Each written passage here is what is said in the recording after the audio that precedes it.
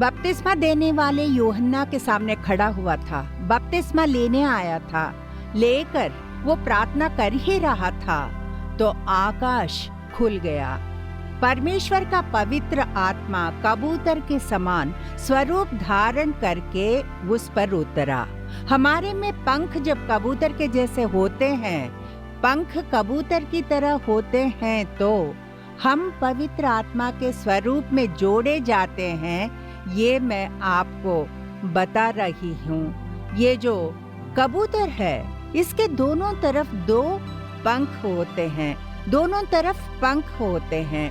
एक तरफ 9 पर और दूसरी तरफ 9 पर होते हैं। उसी तरह परमेश्वर के संतान को हम जो जीवन जीते हैं, अगर हमें उसमें पवित्र बनना है तो 9 भेंट एक तरफ और 9 आत्मा के फल दूसरी तरफ हमारे लिए होना आवश्यक हो जाता है। क्योंकि हम जिस संसार में जीते हैं, पता है वो कैसा है? जब देखो वो दुर्नीति में, पाप में ही हम जिंदगी जीते रहते हैं। आप जितना भी सोचें कि मुझे पवित्र जीना है, उसके लिए चाहे कितना भी प्रयास कीजिए, हमें दुख ही देता है, पाप में ढकेल देता है।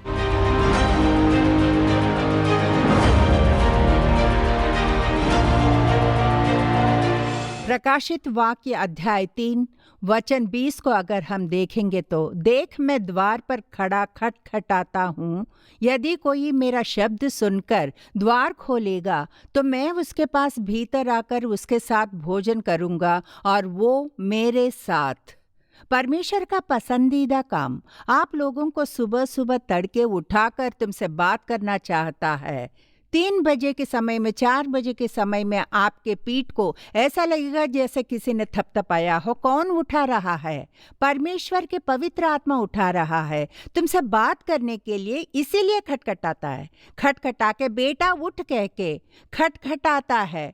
आप जाके अगर उसके सम्मुख बैठ जाएंगे तो वो तुमसे बात करने के लिए राह देखता रहेगा। बिना खटखटाए थपथपाए तुम वहां जाओगे तो प्रवेश नहीं होगा। तब वो विनती करके, वो जो प्यार से मनाने की भाषा मनुष्य से सुनने के लिए परमेश्वर ने बात करने की शक्ति दी है। मनुष्य और परमेश्वर एक दूसरे से बात करनी होगी। और बात करने का वो समय, संदर्भ जो है ना, वो बहुत मधुर होता है। ये श्रेष्ठ गीत अध्याय 5 और वचन 2 में है। वो वर और वो वधू शूलमती एक दूसरे से बातें करते हुए बागों में जाते हैं। वो एक मधुर समय है, वहाँ दूसरा कुछ नहीं है। ये प्रेम गीतों की श्रृंखला में लिखा हुआ है। फिर भी परमेश्वर के साथ मसीह लोग मसीह और कलीसिया के बीच संबंध के चित्र के रूप में करते हैं, मनाते हुए एक मनुष्य से बात करके समीप आने के प्रार्थना समय को सूचित करता है। परमेश्वर के पवित्र आत्मा राह देखता है कि कब मेरी बेटी, मेरा बेटा मुझे मनाने के लिए मेरे पास आएंगे। उसके आते ही परमेश्वर क्या करता है पता है? हाथ पकड़ता है। प्रार्थना तुम अकेले ही नहीं, पवित्र आत्मा भी तुम्हारे साथ हाथ पकड़कर, तुम्हारे साथ वो भी संचार करते हुए, तुम्हारे साथ बात करते हुए, तुम्हें आलोचना देकर, तुम जो कह के कार्य पूछते हो, जो कमी है, उन्हें ढूंढने की जो ज़रूरत है, उन्हें पूछने पर वो हाथ पकड़कर गले लगा के संचार करते हुए घूमते फिरते हैं ना, वो कितना मधुर होता है पता है? इस संसार में किसी एक मनुष्य के नज़दीक रह के बात करके देखिए, बात खत्म करने के बाद उसके अंदर की आत्मा तृप्त होगी क्या? इसकी जांच कीजिए। बिल्कुल नहीं होगी। वहाँ कुछ जहरीला सा कड़वाहट होगी, धोखा देने वाला एक कार्य वहाँ अवश्य होगा, चाहे उस मनुष्य के हृदय में हो या फिर आपके मन में। तब एक मनुष्य जब दूसरे मनुष्य से बात करता है तो अंदर तृप्ति नहीं मिलती। उसी समय परमेश्वर के चरण के पास जाके अगर आप बैठ जाएंगे तो कार्य बस, चाहे जिसमें भी जा रहे हों, जाते वक्त पिता से जो बात करते हैं ना, वो समय जो है, इसीलिए कबूतर क्या करता है, तेजी से जाकर चट्टान के दरार में शिखर की ओर तेजी से जाके अपने मुख को छुपा के राह देखती है। जो अब्राहम है, मेरा दोस्त जो अब्राहम है, उसको मैं ये प्रकट नहीं करूंगा क्या? परमेश्वर उत्पत्ति पुस्तक में कहता है। वो ऐसा क्यों कहता है? उसके साथ का संबंध, अब्राहम का परमेश्वर के साथ जो संबंध है, रिलेशनशिप, परमेश्वर उसे अपना दोस्त मानने का वो संबंध, उस संबंध के नाते ही परमेश्वर कहता है कि मैं ऐसा करने वाला हूँ। मेरे करने से पहले ही क्या मैं अपने दोस्त अब्राहम को ये मैं नहीं प्रकटित करूँगा? इन्हें देखने से, अब्राहम और परमेश्वर को देखने पर, सृष्टिकर्ता और सृष्टि के बीच जो संबंध है, वो संबंध, वो बातें, उनके बीच का वार्तालाप, कितने मधुर बातें हैं, हम देख सकते हैं। परमेश्वर से बात करने का वो समय जो है, वो prayer time, the most important time, उसमें वचन इस तरह बताता है। श्रेष्ठ गीत अध्याय 5 वचन 2 में, मैं सो रही थी परंतु मेरा मन जागता था। सुन, मेरा प्रेमी खटखटाता है और कहता है, हे मेरी बहन, हे मेरी प्रेई, हे मेरी कबूतरी, हे मेरी निर्मल, मेरे लिए द्वार खोल, क्योंकि मेरा सिर ओस से भरा है और मेरी लटें रात में गिरी हुई बूंदों से भीगी हैं।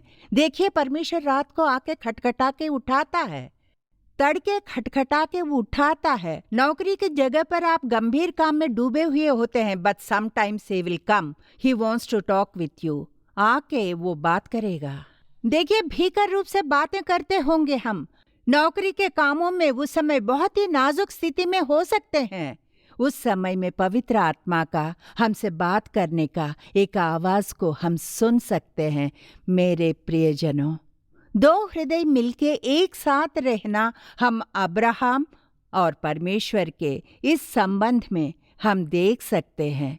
परमेश्वर से इतना अब्राहम को प्रेम करना, दोस्ती निभाने की वजह से उन दोनों के बीच कोई राज नहीं था। अब्राहम की तरह हम भी जब परमेश्वर से प्यार करेंगे तो उसके बाद जो होने वाला है वो पहले ही प्रकट कर देगा, आने वाली समस्याओं को पहले ही बता देगा।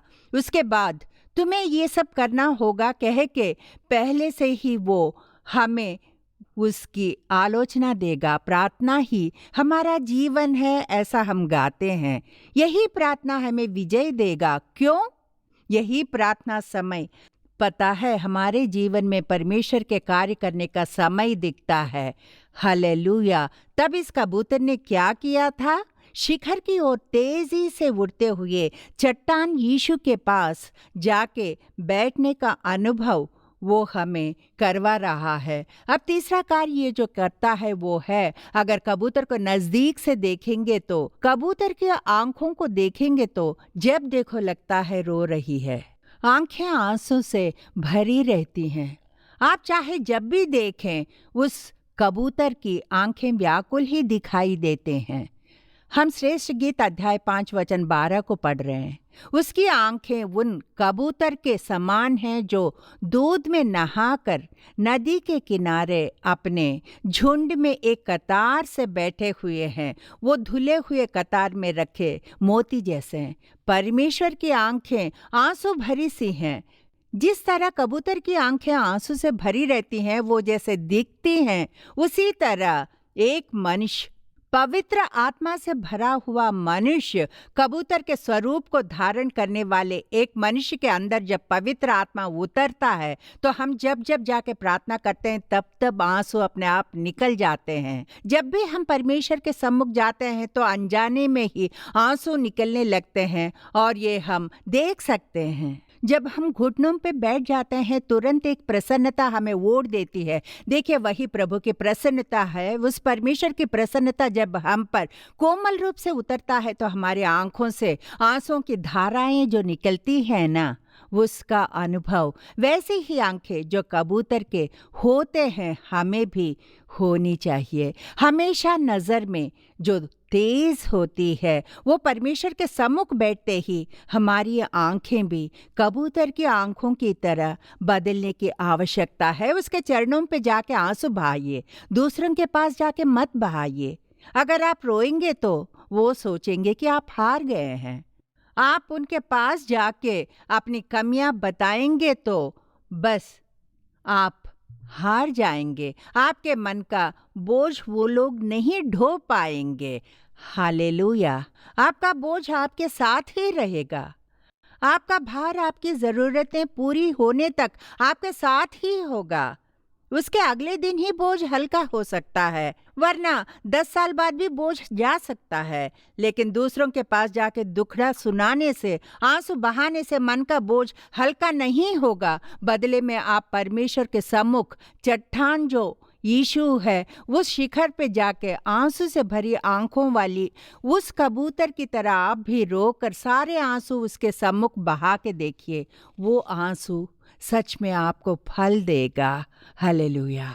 निश्चय ही आपको बाइबल से उत्तर अवश्य मिलेगा। चौथा कार्य, श्रेष्ठ गीत अध्याय 2 वचन 14 को पढ़ के देखेंगे। हे मेरी कबूतरी, पहाड़ की दरारों में और टीलों के कुंज में मुझे अपना मुख देखने दे, मुझे अपना बोल सुनने दे, क्योंकि तेरा बोल मीठा और तेरा मुख अति सुंदर है।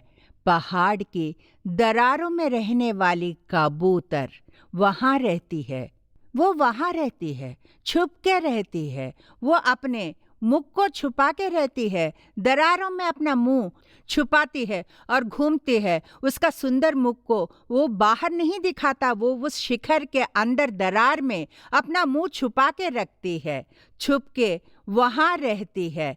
जितना अंदर उस चट्टान के दरार में, शिखर में वो छुपकर ये कबूतर रहता है, उतना ही देखिए प्रियजनों, उसका जो रूप है, गौर से सुनिए, वो उसे छुपाता है। जी हाँ, उसका जो रूप है वो उसे छुपाता है। अच्छी तरह से सुनिए। लेकिन उतना ही परमेश्वर का वो परिचय भी देता है। एक सच्चे सेवक का काम है वो। एक सच्चे मसीह का मसीही जीवन वही है। मेरी महिमा होनी चाहिए, मुझे फेमस होना है, मुझे नाम कमाना है, मेरी तारीफ होनी चाहिए। ऐसा एक दैवजन का उद्देश्य नहीं होना चाहिए। देखिए, अगर हम अपने नाम के लिए या अपने बड़प्पन के लिए सेवा करेंगे तो वो सेवकाई ऐसे ही गिर जाएगी। सेवक लोग नीचे क्यों गिर रहे हैं? परमेश्वर के प्रति उत्साहित क्यों नहीं होते हैं? उनके जीवन के आरंभ में अगर देखेंगे तो शुरुआत अच्छी ही होती है, आराधना करते रहते हैं, परमेश्वर का संदेश अच्छी तरह देते हैं, लेकिन उनके अंदर एक अहम आ जाती है। मैं कुछ भी बात कर सकता हूँ, वैसे भी कर सकता हूँ, ऐसे भी कर सकता हूँ, मैं जाके खड़ा हो जाऊँ तो पता है लोग कैसे देखते हैं। उस महिमा को जब अपने लिए लेते हैं तो वो सेवक या सेविका फिसल कर गिर जाते हैं। ये हम अच्छी तरह से देखते रहते हैं। प्रियजनों, सत्य स्वरूपी पवित्र आत्मा पता है क्या करता है? पवित्र आत्मा क्या करता है पता है? वो हमेशा अपने को छुपा के यीशु मसीह को ही महिमा देता है। अपने को पीछे रखकर यहोवा परमेश्वर को महिमा देने वाला पवित्र आत्मा है। हालेलुया। इसी तरह हमारे जीवन में भी हमें पीछे रहना होगा। हमको महिमा की जरूरत नहीं है, मेरी तारीफ नहीं चाहिए, नाम नहीं कमाना है, मुझे पैसा नहीं चाहिए, कोई ऐसा अवसर नहीं चाहिए। तो फिर किसकी महिमा होनी चाहिए? मेरे पवित्र पिता परमेश्वर को महिमा मिलनी चाहिए। कबूतर अपने मुख को, वो चाहे जितना भी खूबसूरत हो, जितना भी महिमान्वित हो, अपने आप को वो छुपाकर चट्टान के, उस यीशु के चट्टान पर, उस शिखर पर जिस तरह छुप के रहता है, हम भी उसी तरह यीशु नाम के चट्टान के अंदर अपने आप को छुपाकर जब रहेंगे तो उसकी महिमा होगी। उसे ले जाने वाले गधे को महिमा मिली थी ना, उसी तरह उसी को महिमा, सारी स्तुति उसी को देकर देखिए। तुम्हें भी उस गधे की तरह यूज करेगा परमेश्वर। उसे कितनी महिमा मिली थी पता है? वो जहां भी चल के गए वहां लोग अपने ऊपर जो दुपट्टा वस्त्र जो था उसे निकाल के नीचे डाले तो वो उस पर से चल के गया था। परमेश्वर ने उस गधे को इतनी महिमा दी थी। उसी तरह अगर हम भी उसमें छुप के रहेंगे तो अब मैं नहीं पिता, मैं नहीं यीशु, यीशु ही मुझ में दिखना चाहिए, मेरे अंदर यीशु को ही रहना होगा, यीशु को मेरे अंदर जीना होगा कहकर जब हम यीशु को मुख्यत्व देंगे, अपने आप को पीछे जब रखेंगे तो समय आएगा परमेश्वर हमें पूर्ण महिमा से यूज करेगा, हमें महिमा देकर प्रकटित करेगा। गधा जिसने यीशु को ले आया था निश्चय रूप से उसके प्रशंसा हुई, निश्चय रूप से वो गधा महिमान्वित हुई। हालेलुया। गलतियों अध्याय 5 वचन 26, हम घमंडी होकर ना एक दूसरे को छेड़ें और ना एक दूसरे से हाट करें। सिस्टर, आप बहुत अच्छी बातें करती हैं, परमेश्वर को ही सारी महिमा दीजिए। सर्वशक्तिमान वही है, उसी को महिमा दीजिए, महिमा उसी को दीजिए। वही तो तुमसे बातें करवा रहा है। आप स्वयं सिद्ध होके नहीं कर रहे हैं, आप तैयार होके सर पकड़ के उसे कंठस्थ करके 40 किताबें खोल के ढूंढ के उस तरह आके खड़े होते हैं तो yes, your speech is beautiful. आपका संदेश अच्छा है कहा तो थैंक यू कह के स्वीकारिए। लेकिन जितना अधिक आप उस थैंक यू को लेंगे उससे अधिक नीचे जाते रहेंगे, वृद्धि नहीं होगी। महिमा परमेश्वर को दीजिए क्योंकि ये संदेश उसी का है। इस हफ्ते का संदेश मैंने लिखा है तो ये किताबों को ढूंढ के चुन के गूगल में जाके सर्च करके नहीं लिया है। कबूतर के बारे में पवित्र आत्मा ने मेरे मन में ये सोच रखी है तो घुटनों पर बैठूंगी। कभी कभी तो 5-7 दिन एक ही संदेश देने के लिए टाइम लग जाता है, इतना समय लग जाता है। कभी कभी जब बैठी रहती हूँ तो पवित्र आत्मा बात करता है तो मेरे सामने सिर्फ बाइबल ही रहता है, उसे खोल के बार बार देखने पर वचन दिखाता है। बोलो पिता मुझे बताओ, पिता मैं नहीं जानती इस कबूतर के बारे में क्या बात करना है। वचन देख देख कर एक एक पन्ना बाइबल का खोलती हूँ तो निश्चय रूप से, क्योंकि वही तुम्हें संदेश देता है, वो तुम्हें परमेश्वर का अभिषेक देता है, उसने आपको भेंट दिए हैं, वही है जो आपको थपकी मार के ऊपर उठा रहा है। तब आप सारी महिमा परमेश्वर को दीजिए। उसके बाद 5वां कार्य, इस कबूतर को अगर गौर से हम देखेंगे तो वो कुड़कुड़ाता है। होशे भविष्यद्वक्ता पुस्तक का अध्याय 7 और वचन 11 को देखिए। प्रेम के बारे में पवित्र आत्मा भविष्यद्वक्ता होशे के द्वारा बात करता है। एक भोले पंडुकी के समान हो गया है जिसके कुछ बुद्धि नहीं। कबूतर का स्वभाव कैसा होता है? बुद्धि नहीं होती, वो बात नहीं करता। ऐसा है जैसे कोई बुद्धि नहीं, बात नहीं करता, बात करना नहीं आता। ये कबूतर जिसकी बुद्धि नहीं है उसको हम देख रहे हैं, आवाज करने के लिए मुंह खोलता है नहीं। आप तोते के पास जाइए, हाथ को पिंजरे में रख के पकड़ने की कोशिश करते हैं, लव बर्ड्स, दूसरे पंछी, कॉकटेल, आप उसे पकड़ने की बार बार कोशिश करते हैं तो कई बार पकड़ने की कोशिश करेंगे तो पिंजरे के दूसरी ओर भागते हैं, उड़ते हैं और काटता है, खाल चीर देता है। जी हाँ, बस ऐसे ही चीर देता है। लेकिन कबूतर को कभी काटते हुए देखा है? नाखून से चीरना। आप जाके कबूतर को पकड़िए, दोनों उंगली से गर्दन पर उंगली रख के उसे पकड़ते हैं, पकड़ने पर भी वो चिल्लाता नहीं है, आवाज करने के लिए भी मुंह नहीं खोलता।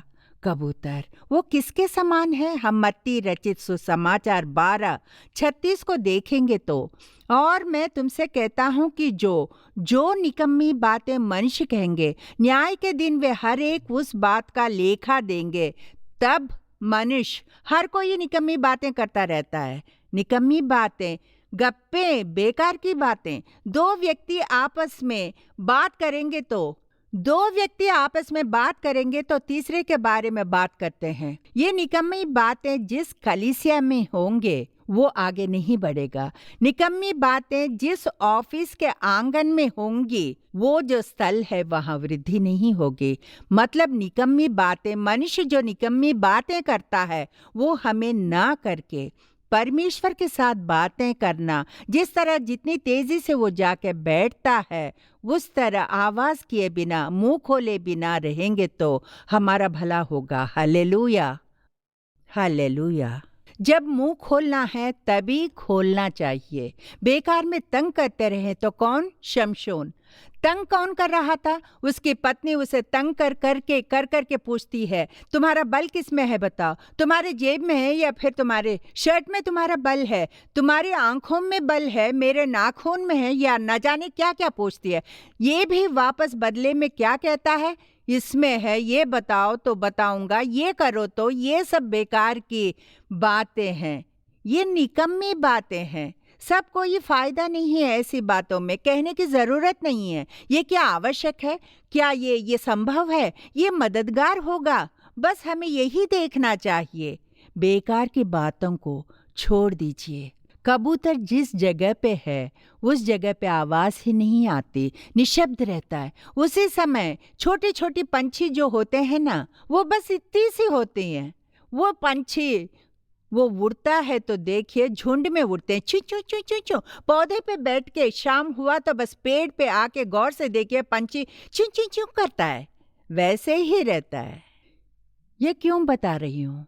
कबूतर जब भी देखिए बिना आवाज किए मौन रहता है।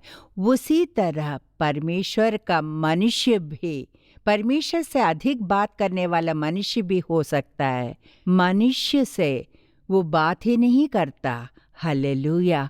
यशाया अध्याय 38 वचन 14 का अगर देखेंगे तो यहाँ पर कबूतर का स्वभाव बताया गया है। मैं सारस के समान चूं चूं करता। कबूतर कुड़कुड़ाता ही रहता है, वो गुड़गुड़ गुड़गुड़ गुड़ करता रहता है। पवित्र आत्मा से अभिषेक लेने वाला व्यक्ति किसी भी समय अन्य भाषाओं में परमेश्वर से बातें करता ही रहता है। किचन में काम कर रहे हो तो भी अन्य भाषाओं में बात करते रहते हैं। कार में सफर करते हो तो भी अपने मुंह से परमेश्वर की स्तुति करते हुए, गीत गाते हुए, उसके अभिषेक से परमेश्वर की बातें, अपने मुंह से अन्य भाषाएं हम बात करते ही रहते हैं। तब हम मनुष्य एक कबूतर की तरह कुड़कुड़ाते ही रहना चाहिए। संसार के कार्यों के लिए नहीं, प्रभु मुझे वो दे, प्रभु मुझे ये दे, शांति नहीं दी तूने, समाधान नहीं दिया, पैसे नहीं दिए, आशीर्वाद नहीं दिया, प्रभु मुझे ऐसी पत्नी दी, इस तरह नहीं कुड़कुड़ाना चाहिए। पवित्र आत्मा ने हमारे लिए जो पवित्र आत्मा के अभिषेक को हमने पाया है, यानी हम अन्य भाषाओं की मुद्रा से भी परमेश्वर से विनती करते रहते हैं। आप उसे बस यहीं देख सकते हैं। दूसरा शमूएल 23 वचन 2 बताता है, यहोवा का आत्मा मुझ में होकर बोला, परमेश्वर मेरे अंदर प्रज्वलित होकर अभिषेक के साथ जब रहता है तो वो मेरा उपयोग करके दूसरों को आशीर्वाद देने के लिए, लाभदायक रहने के लिए सोच देता है। वो मेरे अंदर रहकर वो प्रकटित होता है। जी हाँ, प्रकटित होता है। तो दूसरे पक्षी को ये स्वभाव या लक्षण नहीं होते। वो जब आके बैठता है तो वो उड़ उड़ के चिल्लाते ही रहते हैं। कबूतर जो है कुड़कुड़ाता है, वो केवल परमेश्वर ही जानता है और वो यही सूचित करता है। मत्ती अध्याय 10 वचन 16 को देखेंगे तो ये कबूतर एकदम भोले होते हैं। चाहे जितने भी कबूतर हों, जितने भी पक्षी आके उन्हें डिस्टर्ब करें तो भी, कौवा आता है डिस्टर्ब करता है, बिल्ली आती है डिस्टर्ब करती है, लेकिन कबूतर उन सब के साथ पास जाके भी शोर नहीं मचाता, किसी को वो तंग नहीं करता। वो बस आराम से आता है और अपने रास्ते वापस जाता है। लेकिन कौवा जहां भी हो तिरछी नजर से हमें देखता ही रहता है। हमारे हाथ में क्या है छीनना चाहता है। हम अपने रास्ते घर से जाते हैं तो तेजी से आके सर पे पैर मार के बालों को नोच के चला जाता है। कौवा चोर है, वो ऐसा ही करता है। लेकिन कबूतर हम पास से गुजरे तो भी वो अपने रास्ते जाता है। कबूतर शांत स्वभाव का होता है, भोला होता है। मत्ती रचित सुसमाचार 10:16 को गौर से देखिए। देखो मैं तुम्हें भेड़ों के समान भेड़ियों के बीच में भेजता हूँ, इसलिए सांप के समान बुद्धिमान और कबूतर के समान भोले बनो। कबूतर भोले होते हैं। उसकी तुलना करके हमें जीना चाहिए। झगड़ा नहीं करता, समस्या में नहीं पड़ता, निकम्मी बातें नहीं करता, किसी को तंग नहीं करता, बस जाके मौन रहता है। उसी तरह पवित्र आत्मा सुबह तड़के खटखटाता है, तुम्हें उठाता है या तुम्हारे द्वार को खटखटाता है। अगर एक मनुष्य खोलेगा तो उसके साथ अंदर प्रवेश करूंगा और दोनों बातें करेंगे। He is the most descent of all the living persons. ऐसा एक पवित्र आत्मा आपका द्वार खटखटा रहा है। अगर आज आप खोलेंगे तो आपके हृदय के अंदर वो आएगा। अंत में एक बात बता के समाप्त करती हूँ। कबूतर के पंख और पर को हरगिज मत भूलिएगा। कबूतर के पंख और पर जिस तरह होते हैं, 9 भेंट और फल, चट्टान के दरार में तेजी से जाने वाला वो कबूतर यीशु मसीह का चरण ही हमारा आश्रय है। ये कहकर चट्टान यीशु मसीह को ढूंढकर भाग के हमें तेजी से जाना चाहिए, उसके चरणों के पास बैठना चाहिए। आंखें हमेशा परमेश्वर के सम्मुख बैठते ही पानी से भर के धाराएं आंखों से निकलना चाहिए। परमेश्वर के सम्मुख में आंसू बहाने वाले पानी भरे आंखों वाले कबूतर की तरह, जहां शिखर में छुपता है, अपने आप को छुपाता है, वो अपने आप के दिखाता नहीं है, परमेश्वर को प्रकट करता है। हमें भी अपने को छुपाकर प्रभु को प्रदर्शित करना चाहिए। जो कबूतर मुंह नहीं खोलता, कभी भी किसी समय जो कुछ भी नहीं बोलता, निकम्मे लोगों के साथ निकम्मी बातें हमें नहीं करनी चाहिए। हमें अपनी रक्षा करना आवश्यक है। हे पिता परमेश्वर, कबूतर की आंखों की तरह आंसू भरे रहने वाली कबूतर की आंखों जैसी आंखें हमें भी दे। Whenever we come to your presence, जब भी हम तेरे सानिध्य में आते हैं तो हम अपने आप को भूलकर हमारे आंखों से आंसू की धाराएं बहाने का अनुभव हमें दे पिता। आंखों के शिखर से ऊपर तेजी से जाके 100% मैं अपने आप को तुझे समर्पित कर रही हूँ। ऐसा हम सब कहें क्या, उन्हें स्वीकारने वाले आप सबको वो प्रकाशित करके, आपका अभिषेक करके, आत्मफल और क्षमता देकर आपको योग्य बनाएगा। परमेश्वर से प्रार्थना करो कि हमेशा उसी की स्तुति करके उसकी महिमा बढ़ाने का अवसर दे। प्रभु से कहिए कि सारी जिंदगी प्रभु की आराधना करने के लिए अवसर दे। परमेश्वर आप सबको आशीर्वाद देगा। प्रभु यीशु मसीह के नाम में प्रार्थना कर रहे हैं पिता, आमीन आमीन। प्यारे साथियों, बहन नलनी विल्सन का विनयार्ड सेवकाई द्वारा प्रस्तुत हर रविवार सुबह 9:30 बजे से लेकर 11:30 बजे तक इसमें अभिषेक के साथ आराधना भी हो रहा है। उसमें भाग लेने के लिए कलीसिया में प्रत्यक्ष आमंत्रित करते हैं। जगह विनयार्ड सेवकाई, मंदवली बस डिपो के पास, कनाल बैंक रोड, मंदवली, चेन्नई 28। अधिक जानकारी के लिए 9962623333 9962623333 पर कॉल करें। बहन नलनी विल्सन का विनयार्ड सेवकाई द्वारा प्रस्तुत लगातार प्रार्थना, नॉन स्टॉप प्रेयर, हर दिन दोपहर 12 बजे से लेकर 1 बजे तक आपको लगातार प्रार्थना के लिए प्रत्यक्ष और ऑनलाइन गूगल मीट के द्वारा आमंत्रित करते हैं। प्रत्यक्ष आने वाले number 7 South Canal Bank Road, Mandawali bus depot के पास में, मंदवली, चेन्नई 28 पर आए। ऑनलाइन गूगल मीट में आने वाले TAQZNDHKXU इस कोड का उपयोग करके प्रार्थना में भाग लेने के लिए तहे दिल से स्वागत करते हैं। बहन नलनी विल्सन का विनयार्ड सेवकाई द्वारा प्रस्तुत यीशु के नाम से प्रार्थना सभा शुक्रवार और शनिवार शाम के 6 बजे से लेकर 9:30 बजे तक 7 हफ्ते लगातार चलेगा। रविवार को सुबह 9:30 से लेकर 11:30 बजे तक चलेगा रविवार की आराधना। ये सारे कार्यक्रम एक साथ चलेगा और इसे घोषित करने में हमें बड़ी खुशी हो रही है। जगह विनयार्ड सेवकाई सभा, number 7 South Canal Bank road, बस डिपो के पास, मंदवली, चेन्नई 28। प्रार्थना में सभी लोग प्रत्यक्ष रूप से भाग लेने के लिए हम स्वागत करते हैं। St. John's Senior Secondary School. Admissions open. from kindergarten to 12th standard. Admission now in progress. Nobel laureates are not created in huge research facilities but in a humble school labs. With the incredible success of the 50 Golden Jubilee years, let your child go on a journey of imagination and creativity. St. John's.